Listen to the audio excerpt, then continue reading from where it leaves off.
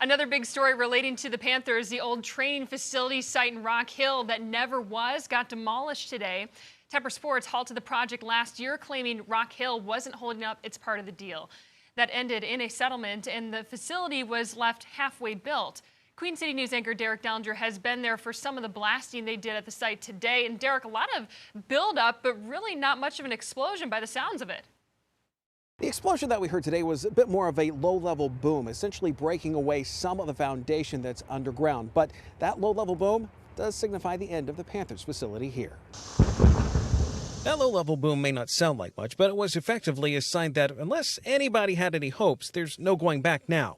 The Panthers facility site in Rock Hill, once towering over everything nearby, now just pieces, and with a foundation that just now is not there. For John McAllister, he's seen this from day one. Well, even before day one. I remember when it was woods. I remember seeing the woods cleared, the roads cut, and all the girders coming out of the ground, the concrete poured, and the blasting to begin the process. He works next door at the site, from its construction to the initial blasting to what became a half-built structure that was in limbo for so long. It would have been well underway and almost in place by now. It's worth noting the history here. The site was approved back in 2019 to great fanfare, but last year Tepper Sports stopped work, saying the city of Rock Hill was not holding up a deal to get bonds for the property.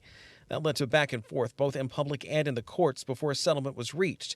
Which brings us to now. There's still questions about what will be happening out here. I think what the city's trying to do is to get kind of back to ground zero, to give them an opportunity to basically have this as a marketable piece of property moving forward. State Representative Tommy Pope has been keeping a close eye on the project and the issues that showed up.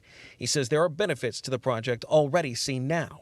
We've got us an interchange that we could make some good use of. So, hopefully this is, in one sense, it's more of a turning of the page. But for many who have seen this project come and go, there is a collective sense of frustration.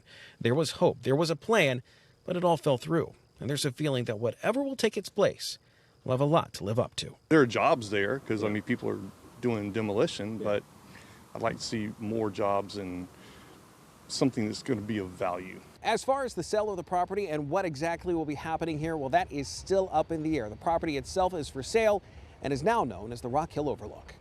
In Rock Hill, Derek Dellinger, Queen City News.